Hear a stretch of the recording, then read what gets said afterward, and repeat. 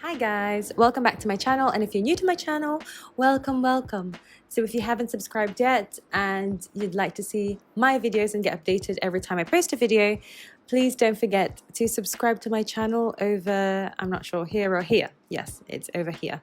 Today I am going to do a Q&A about singing. So I have asked you guys on Instagram and on Facebook Messenger if you have any questions regarding singing and or regarding my experience. It's basically not a personal Q&A about me, but it's more on the singing and my experience as a singer. Okay, so now let's start. But before that, let's have some ice cream. Right, let's start with the first question.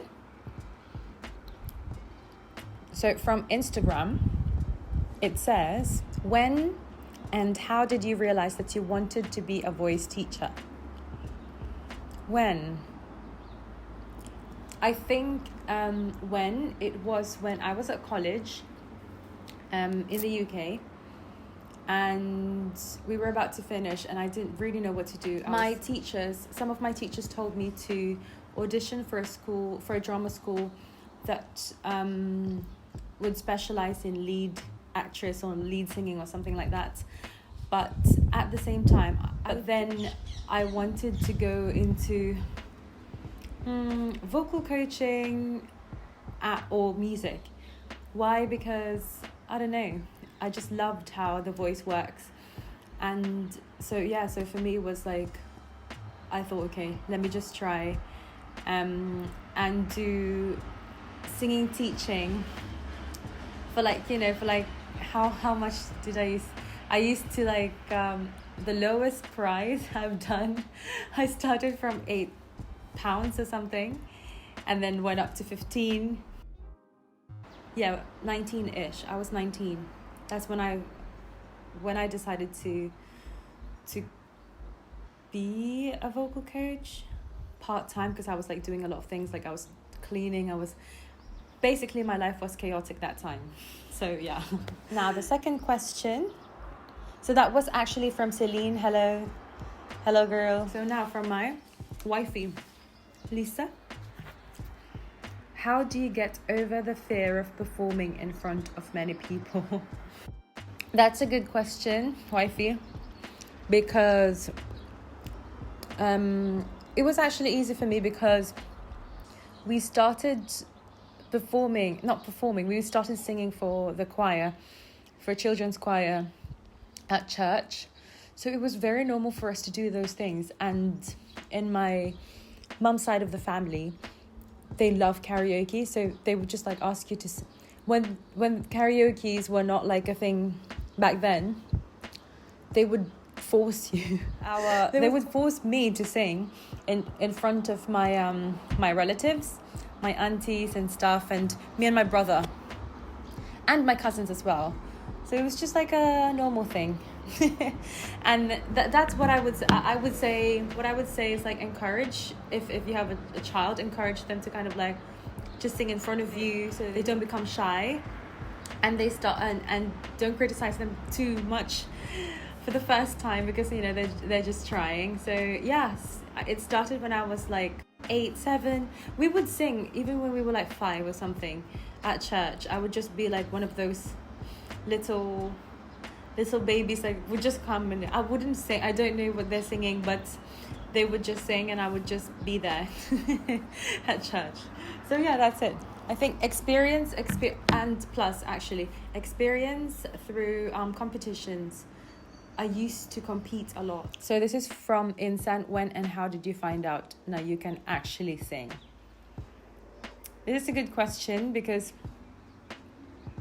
I think it started when my mum would play Que Sera Sera, we would just use a cassette tape before. It was Que Sera Sera. So Que Sera Sera, my mum would play that, and me and my brother, Jarel, Boja, shout out to my brother. Both of us love singing. We have always loved singing. He's always loved performing, and me too. So we kind of he's more on the musical theatre side, but it's so nice because he would always play he would always like play, and I'd sing, or like we would do a duet and we'd compete together. So I found out when I was little, and then my mum kind of taught me how to sing once. And then I just realized that I wanted to take lessons when I was 10, because I'd heard that someone from my school or something was teaching singing lessons. And so I went for that, actually. What's your daily routine to maintain a good voice? Actually, before, I didn't used to have any. When I used to compete, I would just drink salabat. Salabat is basically ginger brew. And what else? Before, I didn't have like a regular maintenance, because I would just love to sing, and it was normal for me. So I didn't really think of techniques, water, blah blah blah, rest and stuff like that. But because I was younger, so I think I could get away with things. And then I basically had nodules. I developed nodules because I was very stubborn. I was very rebellious. So I would be drinking and singing at the same time, and that is really bad for you. And then I had vocal nodules. Then afterwards, I'd become more careful. So for instance, I drink more water, like room temperature water, before I perform. I would basically warm up. I would do my vocalizations before I perform. I made sure that I warmed up so that my stamina will be better when I perform, so that the quality of my voice is better. Yeah, rest when I stopped like partying and stuff like that. So thank you so much, Paning. It's from Stephanie. How do you strengthen your head voice? So for you to be able to strengthen your head voice, I'd say for me it's all about a mixture of knowing your head voice first of all, and then supporting it with a diaphragm. So because the head voice is really weak, what you need to do is like, you have to make sure that your diaphragm is really, really helping your head voice. You're helping the dynamics, the power of the head voice. So I make sure that for instance, this is my head voice. It sounds really faint, doesn't it? So if I keep practicing doing, I make sure that I breathe in first, and then I do the same thing, head voice, and then I push with my belly. Push. It's all about the diaphragm, and it's all about the air that you have. You have to make sure that you have enough air.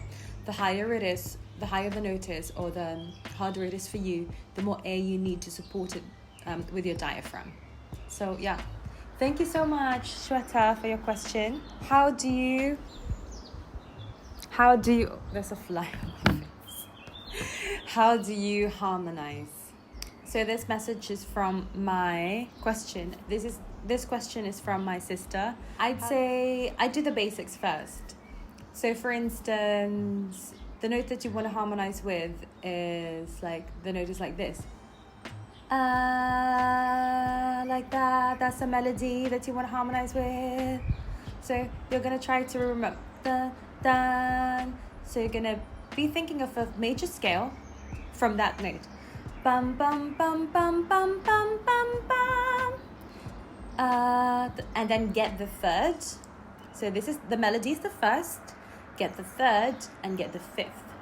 Bum, bum, bum. So try it. That is for the major scale though. And the next question is, why do my riff or runs sound shaky? That's a really, really good question. Very advanced. Right? Like that sometimes. Sometimes we sound like like a horse. So the reason why is because you're rushing too much and you're not hitting every note in that riff. So for instance, you know the song, EJ. This is do you not think so far ahead? Ba-dum, ba-dum, ba-da-da-da-dum. So you have to do it slowly. So it's like tennis. You have to be really agile. So it's vocal agility, being able to hit the notes accurately and at the same time. So making sure that you're hitting every note accurately, connect them together slowly. You cannot rush.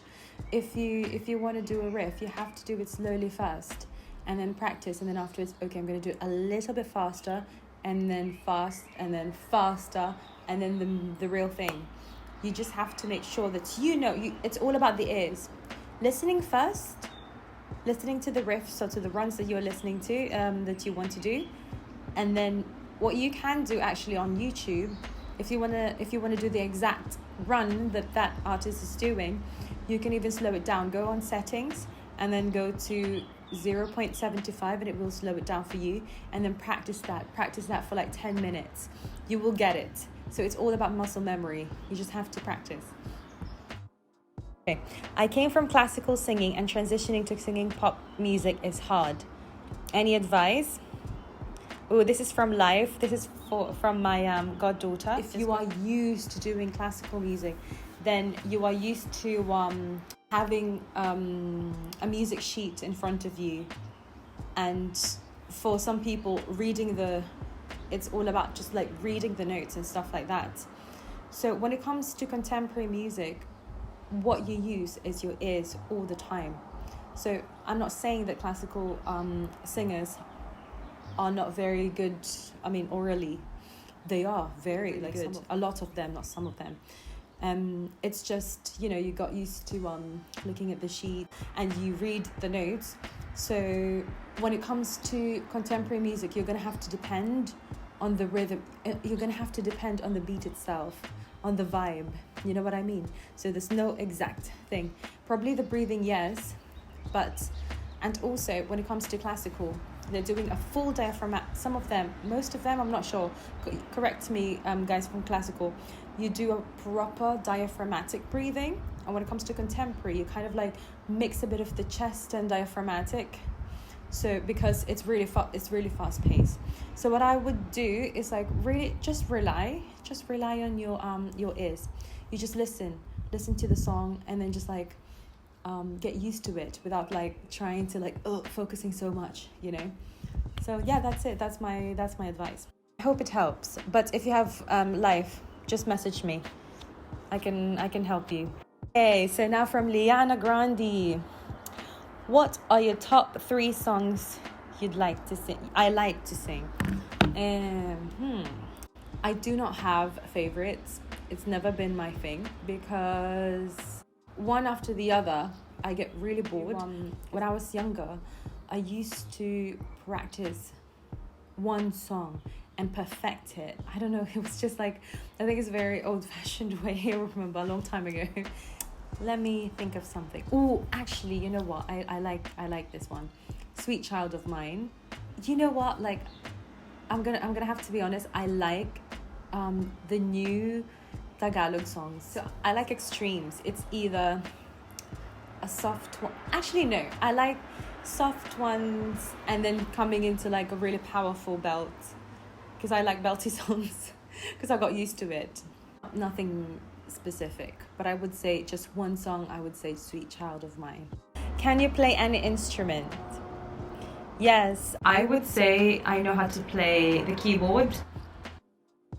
Instrument that I play properly is my voice. Can you eat at all before performing?